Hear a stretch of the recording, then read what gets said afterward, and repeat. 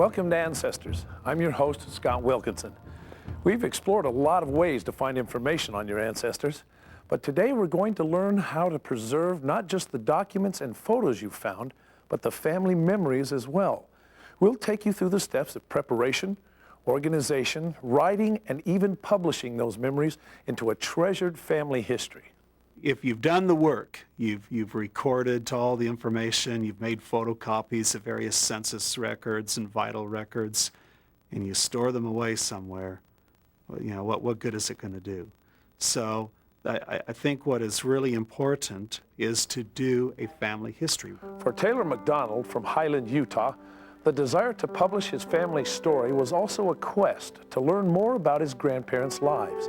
As American colonists living just south of the Mexican border in the early 1900s, Jess and Hazel Taylor found themselves in the middle of a violent conflict and face to face with one of history's most colorful characters, Pancho Villa.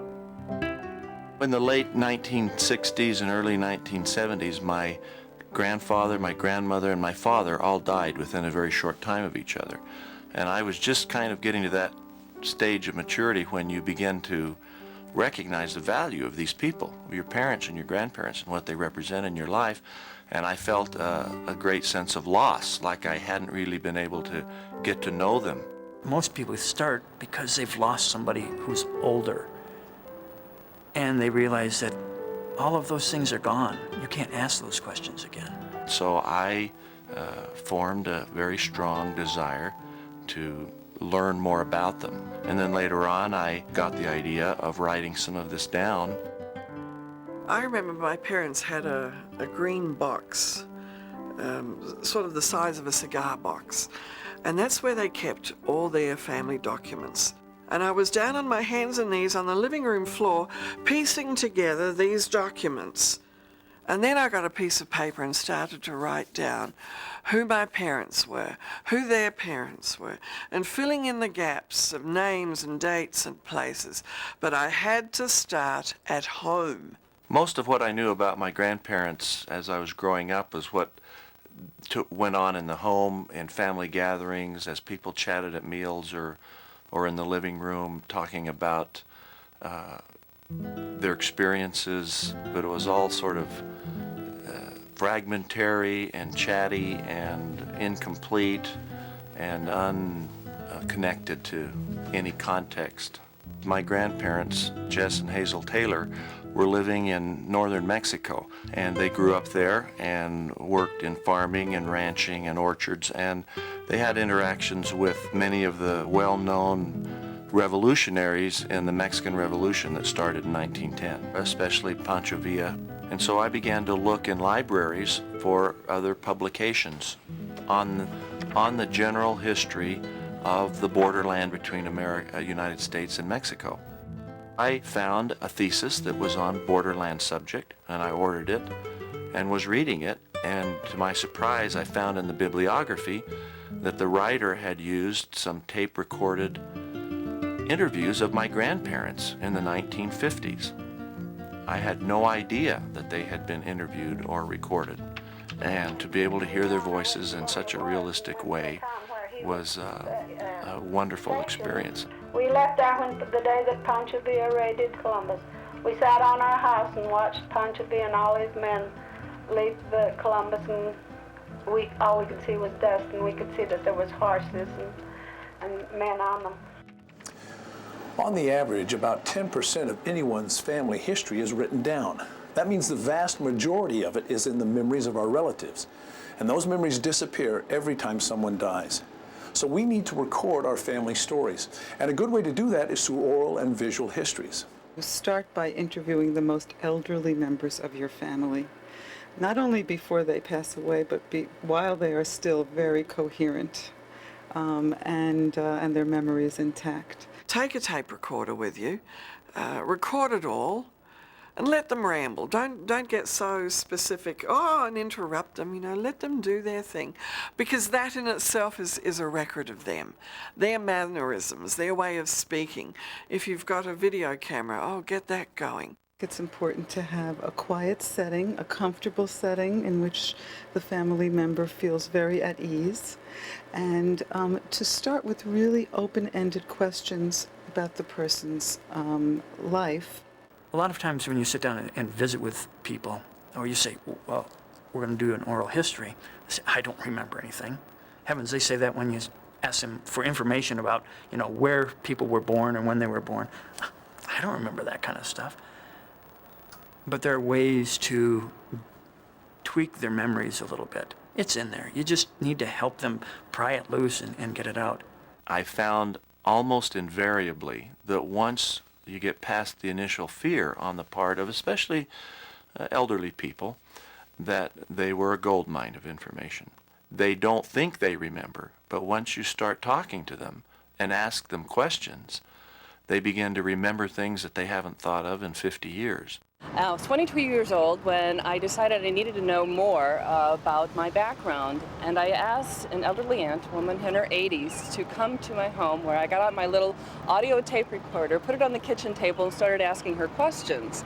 And that is how I learned just some of the basics of where we came from in Germany. All oral history, nothing really written down at all.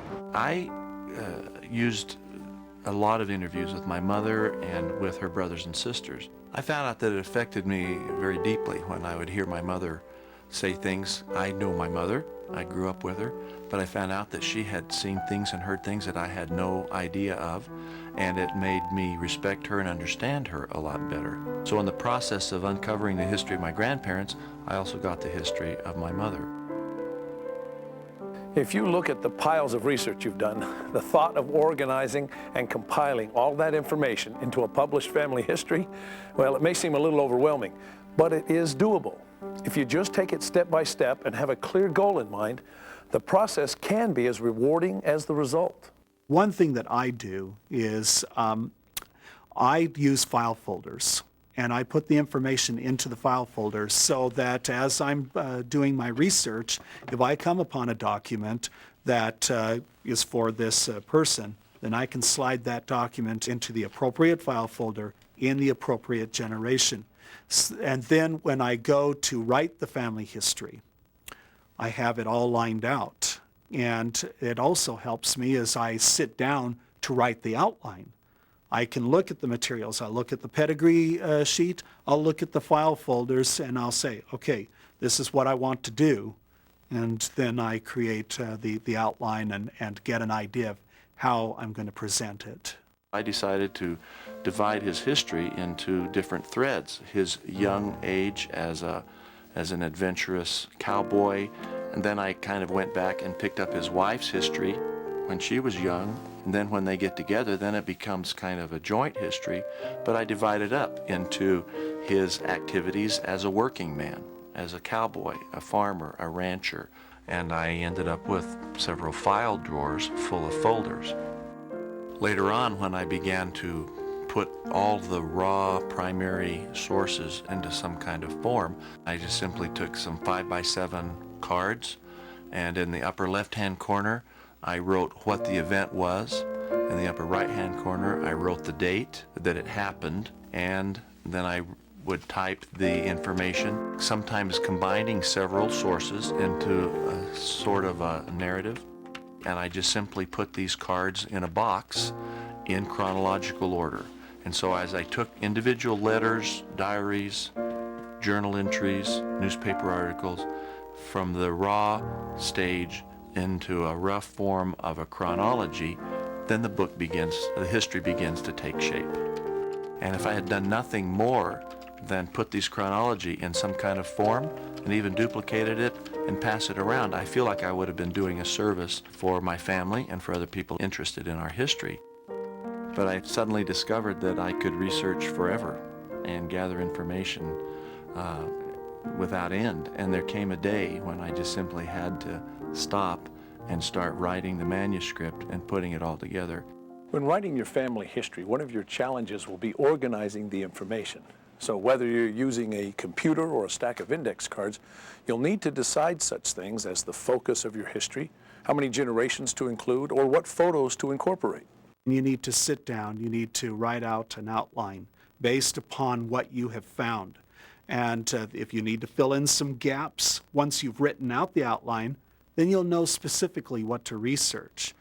I would just put these narrative chronology blocks, and I would just create a sort of a continuous narrative with a little bit of a transition. Very often, if I'd taken good notes to start with, it was an easy process to just link these individual cards or individual chronology blocks into a continuous narrative. I've just put my documents into chronological order so that I start with the baptism record when they're born, school records, marriage records. That way I don't have just a mountain of loose papers, but there's order to it. And a chronological order usually makes sense and is easy for other people to follow. There are books that have chronological, outlines where they'll give events and people who were, born or died during that time that were famous. And it's fun to put that in so that you can say, wow, I didn't know that my great-grandfather, was living when this event occurred. So as my grandparents were getting involved with Pancho Villa, I wanted to give a little background because I know that there are stories about him and legends about him, and I tried to track down verifications of some of these things, give a little background on him, not just mention that they had this experience with Pancho Villa, but to give a little background on Pancho Villa, or a little background on the Mexican Revolution, or a certain event that was happening. But the trick is to just give enough information to help your reader understand what's going on, and then keep focused on your main subject. One of the things that I learned is that I had to balance the thread of the narrative going along so that your reader feels like you're making progress and you're going forward, but on occasion stop and paint a picture.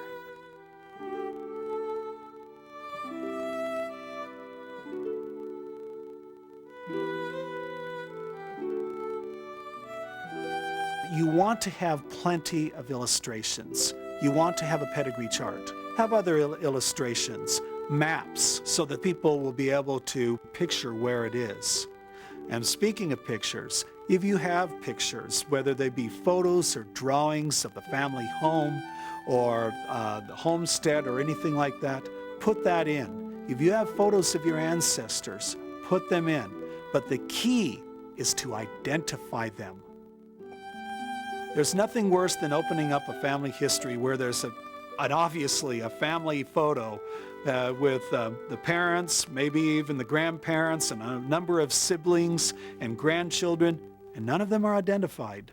10, 15, 20 years from now, people are going to look at that family history and they're going to wonder, who are these people? I spent a great deal of time giving detailed, descriptive, accurate captions that include full names, dates, places, what this person's relationship is, what the significance of this picture was.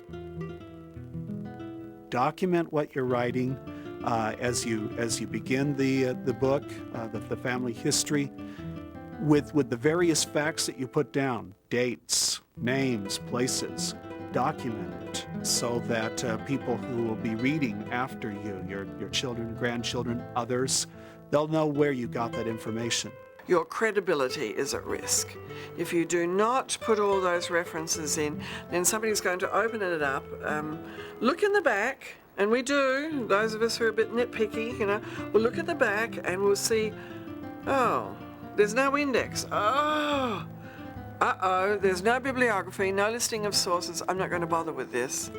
There are some other things that you need to keep in mind. Nowadays, with computers, with spell check and all the other fun things that they have on there, there is no reason to have poor spelling in there. You need to use the spell check. You need to edit the book. I would recommend that once you're done writing the book, you give the manuscript to at least one other person, and preferably 2 or 3 other people. Have them read the manuscript. They will hopefully read it carefully and say, this sentence doesn't end. It goes forever. Or, this is extremely awkward. Are you sure you want to say that? When I had what I call a rough draft, pretty well put together. I printed it out, went and had several copies made, put them in a binder, and I sent them to some people to read because I wanted input. I wanted somebody else to read it. I was anxious to portray a realistic person. I loved him. I also revered him. And so sometimes people are a little sensitive if you write something that's not perfectly flattering. As soon as Juan Souza hit Frank, Jess Taylor discharged a volley of shots as fast as he could pull the trigger. Souza slumped dead into a hole washed out by river water. The shooting took place between 6 and 7 o'clock on the evening of Monday, 10 April 1911. You're not going to find a family that does not, at one point or another, have illegitimacy, thieves, murderers even. I mean, that's just a fact of life. I found out that I shouldn't let one difficulty keep me from writing a large history. I also found out that I didn't want to completely ignore or whitewash these difficulties. I think there's a way to handle them in a way that's honest, without too much detail, too much embarrassment. Just acknowledge it, refer to it, and move on.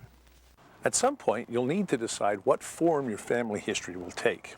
Is your goal to publish a library quality book, which will require you working with a publisher? Or do you want something you can print at a copy center? Some people even have their family histories on CD-ROMs or on the internet. There's an option available for practically every budget. If you are going to go to a publisher, then I would recommend that you shop around. Try to get an idea of what the best buy for your money will be. You're not going to find a publisher that's going to say, wow, this is the book I've been waiting for, we'll publish it for you. That just isn't going to happen. You are going to have to put money out. And so the question is, how much are you willing to spend? I shopped around a great deal. I went to visit printers and print brokers and other people and I asked a lot of questions. I was surprised at how many different kinds of paper there is and how many different kinds of printing processes and ways to handle photos and binding. And there's quite a price range. As you're contemplating now, how am I going to organize this project, you need to pretty much decide at that point how this will be printed, because that will determine to a very great extent how the organization occurs and how you decide to scan your photographs, whether you go photographic, whether you go digital, whether you go offset printing or laser printing, whether you go color printing or black and white printing. All of these things really influence the format and the organization and the layout of the entire project. You need to decide those things early on. You need to go talk to your publisher, talk to your printer, even during the conception of the idea.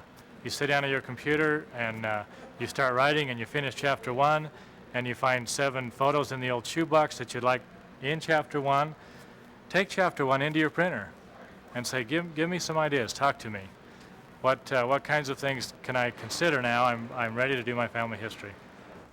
One of the best reasons people decide to put their family histories in book form is longevity. Books like this one have survived hundreds of years, but documents and photos that aren't stored properly can fade and deteriorate in a matter of decades. So whether you're deciding what kind of paper to print your history on or how to store your photos, remember, history is really in your hands. The first thing you want to do when you're looking at your family documents, be they letters, maps, whatever you may have, is to eliminate all the potential problems.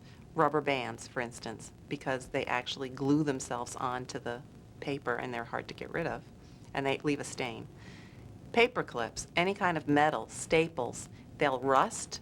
They rust just from condensation in the air over time, and they're either going to be very difficult to remove, or again, they're going to stain the document. Now, the basic rule of caring for your images or for your family documents: don't do anything you can't undo.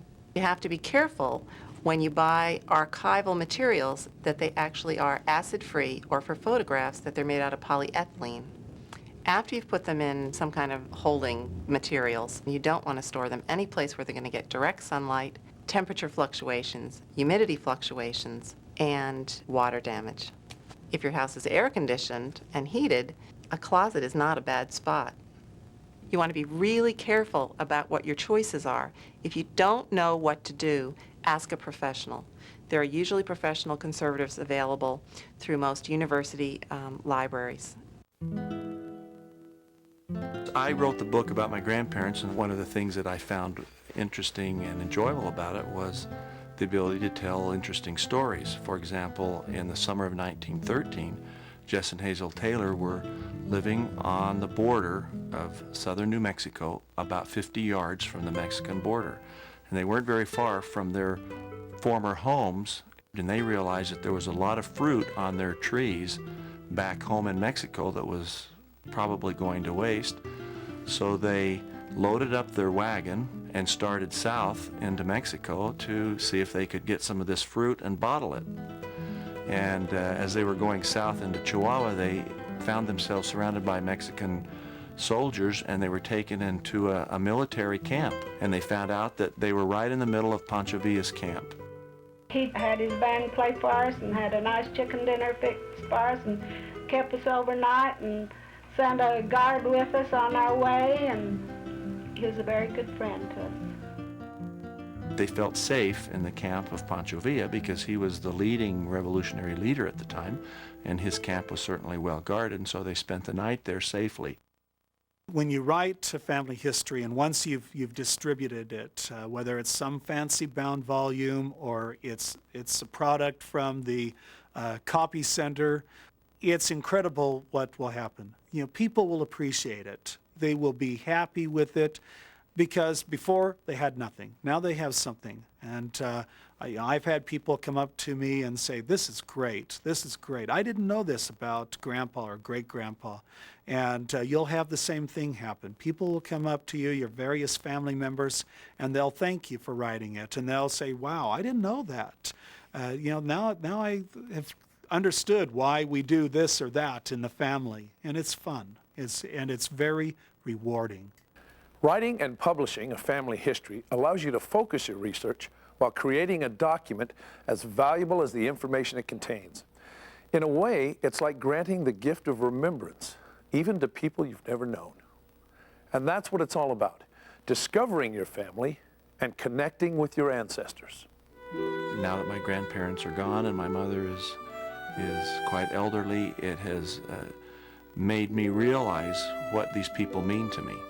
I heard from some family members that a cousin of mine down in East Texas read the book and was so touched by it that he got in his car and drove 3 or 4 hours to where his father lives, who's one of the sons, and just said, "I just read the book and I just wanted to put my arms around you and give you a hug." And he gave his father a hug and then got in the car and drove back home, because he's a young physician that's setting up his practice and he didn't have a lot of time, but the book touched him because it's about his father and his grandfather. We had so many hair-raising experiences. Why, night after night, we didn't know whether to go to bed or put our clothes on and run. But we had been living that way for a good many years, so why worry?